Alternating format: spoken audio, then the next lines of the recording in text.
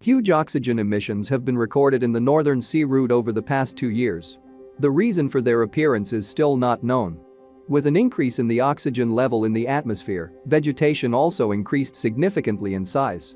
In addition to rising fuel prices, changes in the environment have greatly changed society.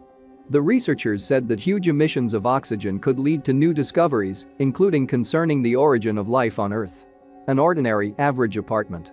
In the kitchen, husband and wife were talking to each other. "Darling, look. Minjai sent this picture when she arrived in Gangwon-do. Here, a spider eats a bird caught in a web. Last time, she sent a photo of one of the giant mantis is eating a snake. Oh, I'm sorry, I forgot what you're eating. You don't like bugs, do you?" I was slowly finishing my lunch.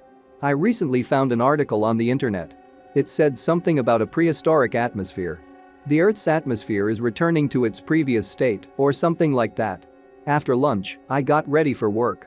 "I'll be back soon," I said before leaving. "Bye. Hejin, Daddy's going to work," said the wife, communicating to her daughter that she was sleeping in the hall. "Quiet," I said. "She's sleeping." Honey?" my wife said to me. Turning around, I saw her gaze. Her gaze was clearly worried. Did something happen in the company? I froze for a moment, but then I gathered my strength and answered with a smile. "It's all right." And then he turned around and headed for the elevator. I should have kissed them both goodbye. If only I had known then what would happen. The evolution of humans went hand in hand with the extermination of the species standing in their way. But people didn't think about it. Everyone had only their own lives on their minds. Just like me. When I got to work, I immediately went to my boss. I knew that I would be told off.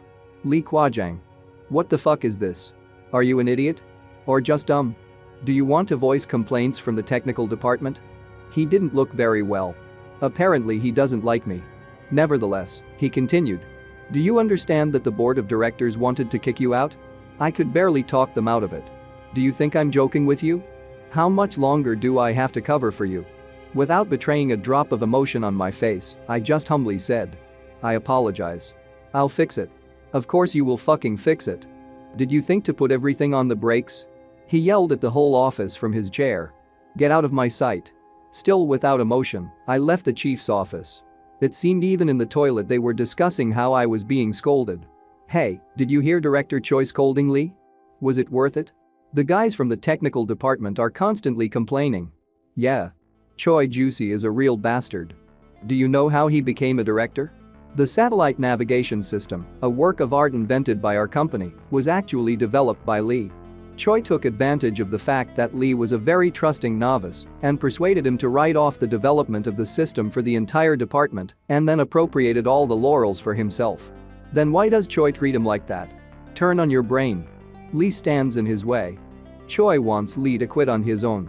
Lee is also good. Why does he put up with all this? With his knowledge? Well, there was one project that was funded by the government. Director Choi took it under the guise of Lee's name. Embezzlement was later discovered. Lee narrowly escaped criminal prosecution. Now he is branded a fraudster and has nowhere to go. But I think the director planned it all. Come on. Why would I? There is such a saying. In peacetime, medals are awarded to those who understand politics, not military affairs. This is also true for companies. More often, it is not the one who has reduced, but the one who is cunning who leads. That's why I'm licking Choi's ass. Ha. I think I'll join you. Like everyone else, I went out on the balcony for smoking. Except they all stayed as far away from me as possible. I searched my pockets for a while. And finally pulled out his pack of cigarettes. Damn, how evil they ended. I looked in the direction of other employees smoking nearby, but did not approach. This will only add to their problems. A little saddened, I fell on one of the chairs, here and there located on the balcony. There was nothing to do, so, as usual, I took out my wallet and began to look at the photo carefully hidden in it. The photo depicted me, my wife and little daughter. Photos of your family. I always look at them when it's hard for me. But suddenly, I was called. I was surprised because this does not happen often. A dark-haired, pretty girl, an employee of the department, stood in front of me and handed me a cigarette. "Thank you," I said, accepting the gift with a smile on my face. And then, with a slight sadness, he added, "You'd better go." "Why?" the girl asked with surprise. "Do you think I'm afraid Choi will get mad at me?" But a lot of people are really worried about you. Handing me the lighter, she continued to talk. They don't advertise it just because they are afraid of the director's anger. Do you know why Choi has been getting angrier lately? He's in trouble. He had reached his limit. To rise above one trick is not enough. Kwajin Nim, have you thought about it? You'll have a chance soon.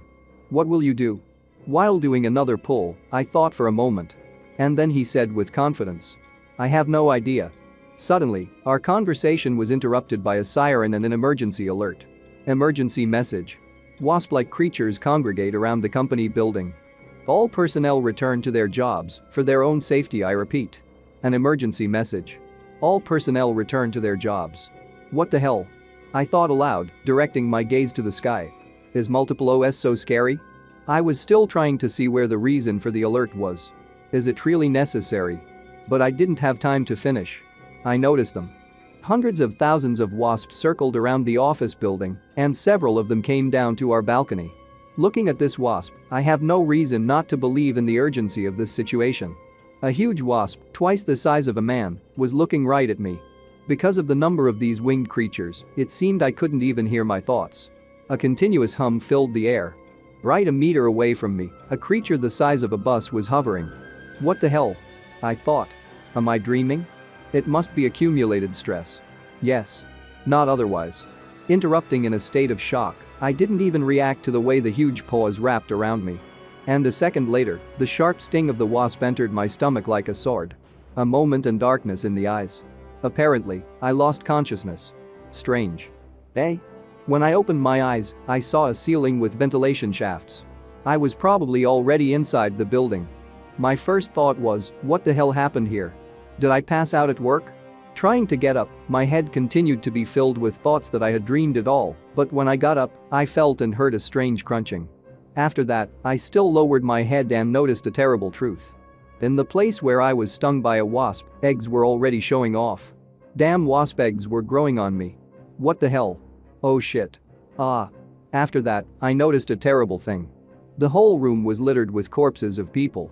On each of them, just like on me, maggots were growing. Huge eggs the size of a baseball bat. Squee squee. Hearing this strange sound, I turned around and witnessed a terrible picture. A larva hatched from the egg of a nearby corpse. This creature was huge by the standards of a larva, covered in terrible hairs. A real fear of insects. After that, she immediately crawled to the body and began to eat it. Damn it. Why is this not a dream? I shouted at the top of my voice. Suddenly, the egg on my chest also began to crack, with characteristic sounds. And a moment later the larva appeared. In fear, I threw her to the floor without hesitation and tried to tear off all the other eggs from my body. In the process, some of them also hatched. These creatures were clearly determined to devour me. One of them bit my hand. I got to my feet with screams and screams, in a state of shock. In a moment, all the larvae were trampled. Fortunately, they did not have a strong shell, so my leg easily coped with them. No matter how much I tried to wake up at least someone, it was useless. Get up now. Wake up. If you don't wake up now, you're all going to die here. I shouted, but it seemed they didn't hear me. They were probably either already dead or too exhausted to react. I even wanted to rip these eggs off them, but I quickly realized that these could not help them anymore. Suddenly, I noticed a window, apparently broken by the creatures that planted these eggs. It's decided, we need to lean out and call for help. What was my surprise that instead of a blooming and bustling city, I saw only ruins and nests teeming with various insects. Oh, my god. What happened? What happened to the city in which I lived? It seemed every building was plastered with the secretions of these creatures. The huge city seemed to have turned into a beehive. Yes, now it is clearly not a prosperous city. Falling to my knees, I was horrified. What should I do now? What should I do? My eyes were empty. There was nothing but despair and fear. Suddenly, in this infinitely terrible silence, I heard a click. No doubt, it's the click of the door opening. And after it, immediately a characteristic creak. Turning around, I really noticed a door opening. From afar I was sure it was a man. And indeed. A dead pale guy with a bunch of maggots on his back entered the floor like a zombie. Without thinking for a second, I shouted at the top of my voice. Hey. Are you alright? Immediately after these words, I ran up to him. Wait, exactly, I'll take the eggs off. I shouted, but the man didn't seem to hear me. He only turned around for a second. And then opening his mouth, he began to vomit with characteristic sounds. A strange green liquid was pouring out of his mouth right on the floor, not far from me. Immediately taking a step back, I swore again. What the hell is this? How are you? I asked the guy, well, or what was left of him. Without reacting to me, the guy continued to vomit on the floor. This is some kind of bitch nest of bugs, we need to get out of here and quickly. We need help. The puking guy's eyes were as empty as glass. He didn't say anything, and he didn't seem to care much about my words. What is that smell? I thought, finally realizing the stench that came from him. Can a person even smell like that? Something's not right here. There's really some damn heresy going on here. This guy. What's the matter with him anyway? There's something wrong with him. Suddenly, my eyes widened with fear. I saw the head of this creature first appear from behind the window, and then it turned in my direction. Ah. In fear, I fell right among a pile of corpses. Monsters one by one climbed into the broken window. I must say they crawl no less deftly than they fly. Lying among the corpses, I covered my face. Either not to scream, or because it seemed that this pungent smell could kill me. The monsters that came inside surrounded the man who vomited slime. Noticing him, they obviously agreed on something, and then began to search. Watching them crawl back and forth, I pondered my thoughts. They are looking for it. Why did they all come here? While I was thinking, the whole floor was shaking from the running of these damn giants. And so am I with him. I was carefully peeking out from under my arm when I suddenly noticed another person. The girl got to her feet and began to beg for help. Oh. Help. I'm very thirsty. What's going on here? She was clearly exhausted. She was barely moving, and her conversation was barely discernible. Suddenly one of the wasps noticed her. Without taking her eyes off, she apparently began to transmit messages. BZZZ. BZZZ. And a second later, this ruthless monster beheaded the girl without even thinking. Her body crashed down a couple of meters away from me. I was horrified by what I saw. However, after dealing with the girl, all the monsters left the room as if on command. The wasps left, and I continued to shake with fear, completely not understanding what was happening. My teeth clicked together like drums at a concert. And my heart was beating so fast that it seemed I was about to die. Why did these dukes surround a woman and kill her, but they didn't touch that guy? No, I don't have time to think about it. I need to get out of here, and as soon as possible. With these thoughts, I crawled carefully, without making too much noise. Looking at the guy who was still standing, I thought. You need to stay away from him, maybe his vomit attracts bugs. I need to get out of this hell. It seemed like I had been crawling for ages. However, I planned to accelerate the pace of it. After all, if the bugs noticed me, I would automatically share the fate of that girl. After a while, I crawled to the main corridor. It was filled with pale guys moving lifelessly, just like that guy. No, I thought. I can't get out through the main corridor. Then my way is through the fire escape. It was incredibly difficult to crawl. Every couple of meters, I had to go around various obstacles, whether it was sentry pukes or a pile of collapsed concrete. So it was on the fire escape. The entire dressing room was pelted with stones and other concrete materials. In addition, there was a corpse lying at the entrance, with the same eggs on its back. Breathing heavily, I gathered my strength and stood up, simultaneously making sure that the corpse would not pursue me. I yanked the door handle hard. Why doesn't it open? Because it's not all warped? Come on. I was pushing hard on the door, pushing it in different directions. The door creaked heavily and twitched, but it was very tight. And finally. Great. It's opened. Although this is the 270th floor, but it should be easy further. Creak. Because I'm coming down. At that moment, my joyful face changed to a sad one. When I opened the door, I found only a cliff down. The whole piece of the building was destroyed, and as for evil, it was in this place where I wanted to go down. Looking down, I found a broken car. Ruined streets, and not a single living soul. A terrible sight. My face was covered with horror. The only chance of salvation was lost. Standing on the edge, I heard a strange crunching sound. Instinctively, I grabbed the doorway, and stones fell from under my foot. What? But how? How did this happen? Oh, shit. I was almost crying when suddenly, I was attacked by maggots. Turning around, I noticed that the eggs on that guy's back had hatched. And now they were trying to eat my legs. Stumbling because of fear and trying to throw off the maggots, I stepped on a fragile piece of concrete. And now I was hanging on the edge. But it seemed to suit the larvae quite well. They were crawling right at me, trying to take a bite out of me. Without thinking, I grabbed on with one hand tighter, and with the other I began to beat the creatures. In a moment, both larvae were defeated. However, this did not go unnoticed. I heard footsteps in the hallway. And then I saw their source. Another monster spy was moving towards me like a zombie. Panic, I tried to feel the concrete on the lower floor with my feet.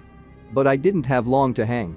As expected, my strength has left me. I'm still an ordinary office worker.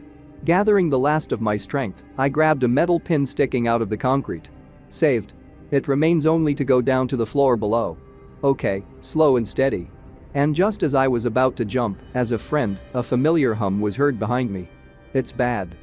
Calm down. I mentally repeated to myself, squinting at the huge beetle with wings behind my back. I was holding on with all my strength to a piece of concrete slab, while a larva was hanging on me, trying to bite off a tasty morsel, and a giant wasp was hovering behind my back. I'll say this, it's damn difficult. I felt her presence and heard the oppressive buzzing sound from her wings. Suddenly, the mutant wasp flew closer and its antennae touched my head. I was already at the limit. My limbs were barely twitching from the damn tension, but it was dangerous to move. Either endure it or die right there on the spot. I gritted my teeth, sweating, and watched the wasp's antennae that appeared at my head. Just let go. I mentally said, hold on to the metal tube that was sticking out of the stove.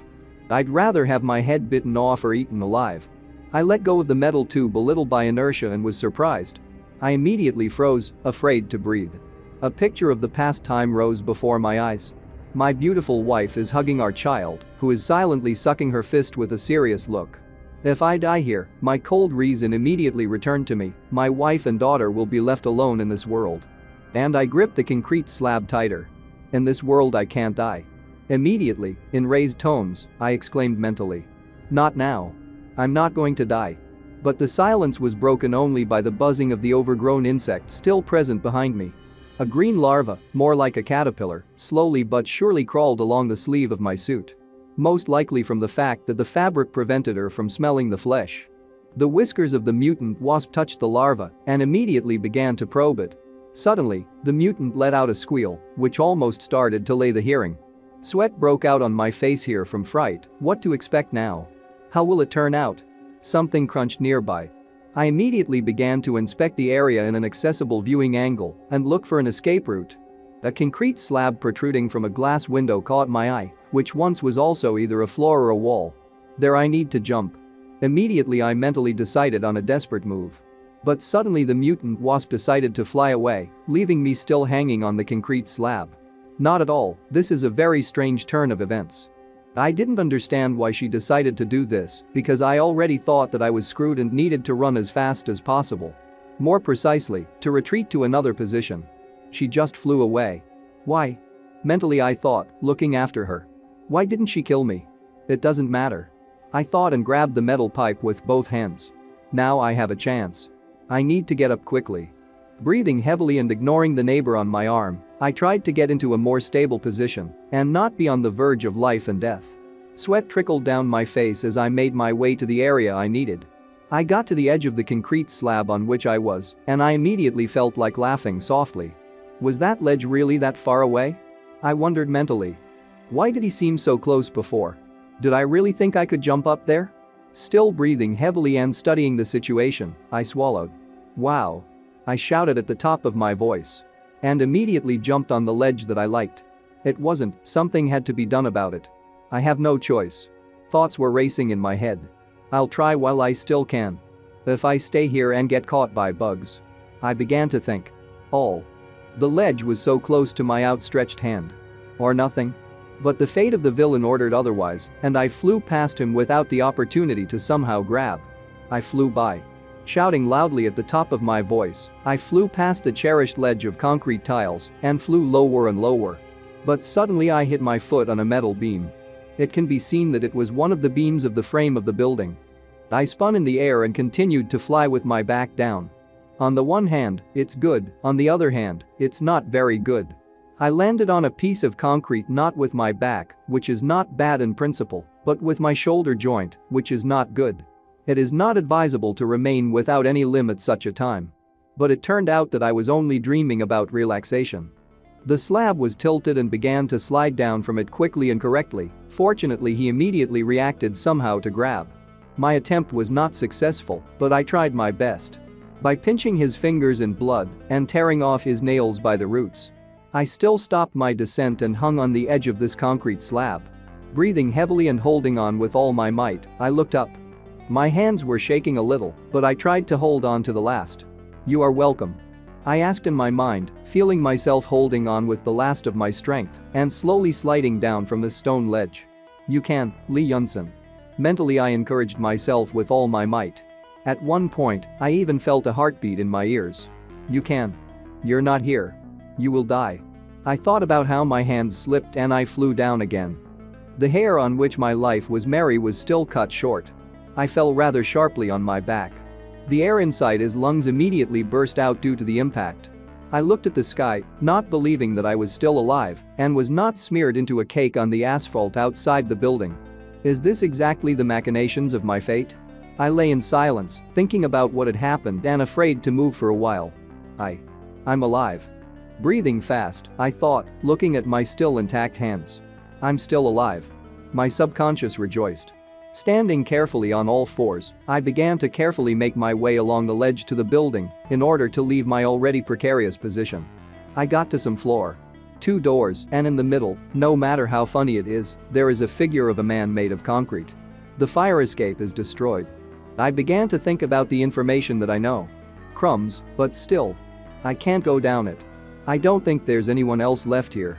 I'll try to walk down the main corridor. I peeked around the corner to check the area for enemies first. But I saw only an empty corridor with many doors. Okay, there doesn't seem to be anyone. I'll go here. Nothing has collapsed here yet. I was thinking, still watching from around the corner. Now I can survive. But before I could move, one of those creatures loomed over me, or rather what the wasps did to the man. Something with eggshells on its back. I immediately screamed and recoiled against a wall. He was standing over me, holding nothing but a monkey wrench in his hand. I was afraid of the upcoming showdown. That he miraculously survived, and here you are. But this something stood like an idol and did not move. My pulse was beating faster in my ears, my face was covered with sweat, and the creature did not take its eyes off the larva that clung to my hand and did not get off. After a while, it turned around and walked away down the corridor, still holding the wrench in its hand. I was breathing fast from the shock I experienced, and my heart was still pounding as often. But I was silent, digesting what was happening. What? Why did he just leave?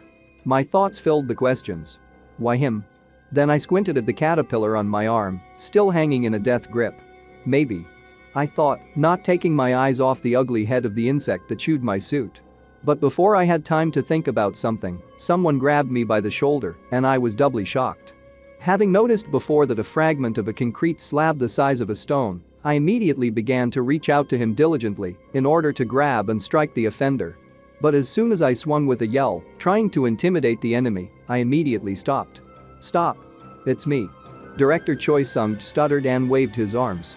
There were no injuries on him, and a flashlight was attached to his head. I silently stared at him without blinking, still holding the stone in my hand and not letting go. Director Choi? I exclaimed, stuttering, and still lowered the stone. Yes, yes. He exclaimed to me immediately in response. Manager Lee, you're alive. But the attack of joy did not last long. He immediately turned his back on me and headed somewhere. Faster. Hurry up and get inside. We crawled under the rubble into one of the offices. The blockage blocked the entrance, but there was a small hole at the bottom, just enough for an adult to crawl through. This place was very convenient for hiding from adversity. At least for a while, because we were met by a supply of 8 bottles of water for use by the cooler. Director. How are you? He immediately asked the man opposite. I was lucky. He said. Anyway, it's good that. At least someone else survived. He grinned, looking in my direction. I knew. That you will survive. Sure. I was the only one who spoke in response to him. But, Director, like you. I asked again, studying the dry rations and water supplies out of the corner of my eye. To which the director only sighed in response. I don't know exactly what happened. He finally spoke. I only saw a swarm of beetles attacking people. But no. I snorted. How are you still alive? Hey. Exactly. The man spoke, climbing into some small box. Forgot. You were unconscious.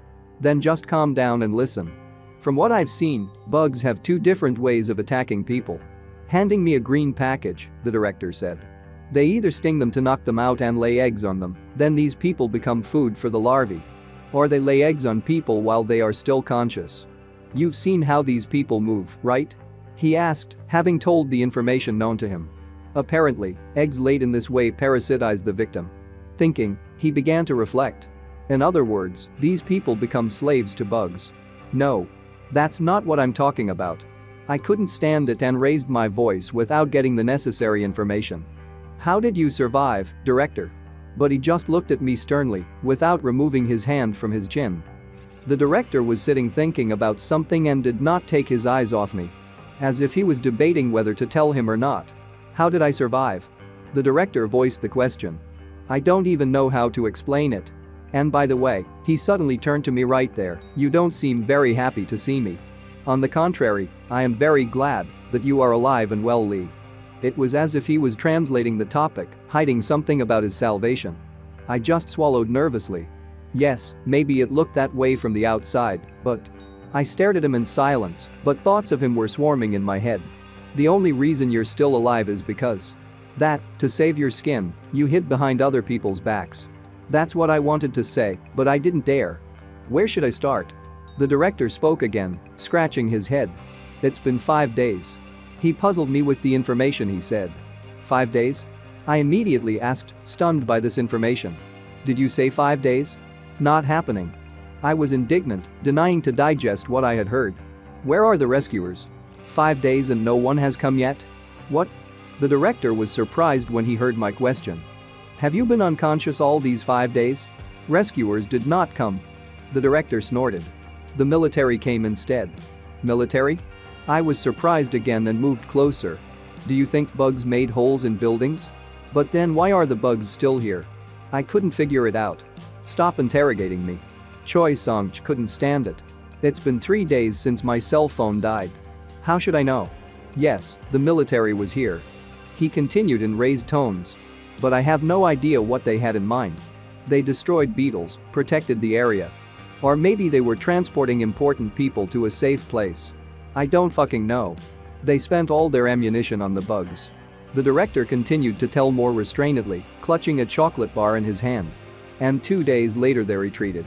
And one more thing, raising his voice again and unpacking the bar, the director continued. Manager Lee. Do you think I'm stupid? Do you think I don't know what you want to tell me? The director asked a question, taking a bite of food. That I supposedly used others to save myself. Did you guess? Fool.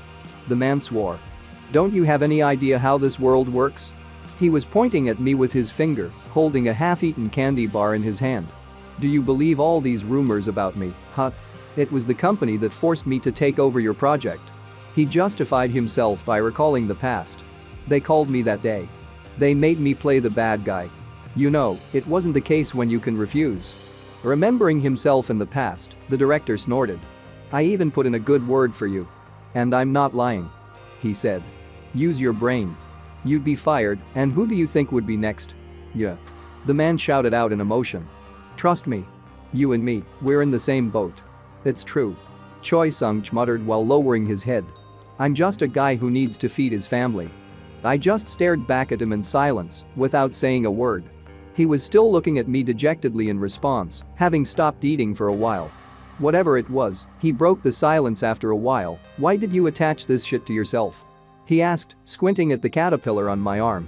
Come here. He said, reaching out his hand to the maggot. I'll help you take it off. He reached for the furry something. I was surprised that he was not afraid of this creature, and he was not afraid that she might attack him if he picked her up. For some reason, I immediately pulled my hand away, preventing the director from touching the ill-fated creature. Everything is fine. I snorted. It's stuck pretty deep in the sleeve. I'll take it off later. But in my mind I thought of something else. We must not lose vigilance. He definitely wants something from me. Ah, said the director and spread his hands, remaining in his place. Okay. By the way. Suddenly a thought occurred to me that puzzled me. What are you doing here? Why haven't you run away yet?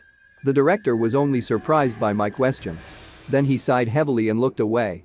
If I had said. He began. You wouldn't believe it. This even puzzled me even more.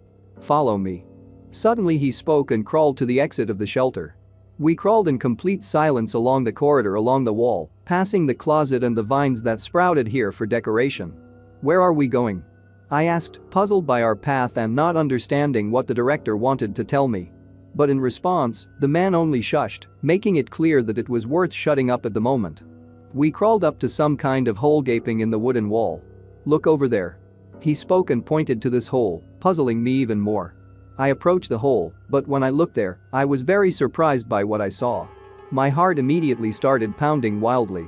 In the middle of the room lay a pile of human bodies, surrounded by either larvae or pupae. Certainly not with what was hanging on my arm. Surely some new stage of their development. They were immobilized and piled up there. Decided to inform me Choi Songch. I don't know why, but the bugs didn't lay eggs on them. Look over there, he said, standing right behind me, at the edge of the pile. I turned my attention to the area my friend was talking about. There lay the body of a friend of mine with whom we worked together. The brunette was lying unconscious with her arms outstretched in different directions, and a larva was crawling over her body. She's a member of our team. The director spoke, and sweat broke out on his face. I can't just leave her. It's not too late. She's still alive. He spoke while I was sitting with my mouth open from what I saw and heard the pounding of my wildly beating heart. We have to save her. The director spoke. But there are too many wasps here to easily pass them by. He focused on the mutant wasps that were sitting quietly under the ceiling. Any suggestions? The director asked the question while I was looking at a friend from whose eyes tears were pouring, but her body was not moving. I lightly hit the surface with my fists out of desperation and clenched my jaws. Suddenly an idea came to my mind, from which I abruptly opened my eyes. I'll get her out. I said confidently right there. What? The director was surprised, looking at the back of my head. But how? The bugs will catch you. He said, while I began to take off my jacket in silence. They're swarming with them. I dropped a maggot right in the middle of my jacket. What are you doing? The director still did not understand the course of my thoughts while I was swaddling the larva in my clothes. But having wrapped this creature in clothes, I immediately mercilessly began to crush this something, striking sharp blows with my foot on it. Ugh. He said it after I picked up my soiled suit in the entrails of this worm. Armed with my soiled clothes, I carefully began to descend the stairs, trying not to make much noise and not to attract a lot of unnecessary attention. Just bring her here, right? I asked again in order to make sure of the task. Yes. The director stammered. But how? I looked around for the presence of those who are in the corridor. There were mostly carriers of unopened eggs, armed with what? I covered my head with my soiled jacket and sighed, decided to move. Moving on all fours along the wall, trying not to make extraneous sounds, I moved closer and closer to my intended goal. The first barrier is quite close to me, so it is also armed with a hatchet. They barely lifted their legs, thereby creating a shuffling sound that broke the silence. I felt like my heart was beating pretty fast from the excitement I was experiencing, that at any moment everything could go wrong and end in my death. I saw one of the workers with a bunch of eggs on his body. One of them was also located on the head. The heavy blonde man was walking while in some kind of trance. Suddenly he turned his head, paying attention in my direction. His face did not express any emotion, and his eyes were blurring in different directions. We did not take our eyes off each other, and at some point I seemed to forget how to breathe, just mentally praying for the best outcome of the situation. My heart immediately began to beat like crazy. You might accidentally die from its rupture. So worried. But the man turned around and walked away, making the same shuffling sounds. I knew. I mentally rejoiced, breathing fast from the shock I experienced. Because of the maggot slime, they mistake me for one of them. Okay. I decided. We just need to keep going in the same spirit. But I didn't have time to survive one problem, as another one loomed over me and was much larger than the previous one. Suddenly, the jaws of a carnivorous killer wasp appeared in front of my face and clenched a couple of times in the air. She was standing right over me and didn't seem to be thinking of walking away yet. I almost screamed. I thought to myself, and my heart started pounding again like a mad rush of adrenaline. I looked around a little and immediately met the gaze of a huge monster's head, which was quite clacking with its mouth. But after a while, this something quietly left and flew away. I immediately pressed myself to the floor, screaming to myself. God, what a shock I experienced at that moment. What am I doing? I thought, hearing only the wild pounding of my heart, which filled my ears. Utter madness. It won't work. I thought, trying to get back on all fours. I need to get back. I tensed up as soon as I turned around, deciding to go back. Right in front of me was a huge hole in the wall with an exit just the same to a mountain of bodies with maggots mixed in. Her face, frozen with horror, looked at me with a frightened look. It was as if she was begging me to save her and not leave her. Suddenly her body began to twitch, and she was breathing large portions of air. I gritted my teeth in anger. How stupid she is to act so recklessly. Okay. Nevertheless, I decided to continue the path I had planned. I would like at least a little bit of courage. I thought, continuing my way to the mountain of human bodies. Taking step by step, I was getting closer to her. Miss Song, I said so softly that only she could hear, and immediately shushed her. Don't move. I'll save you.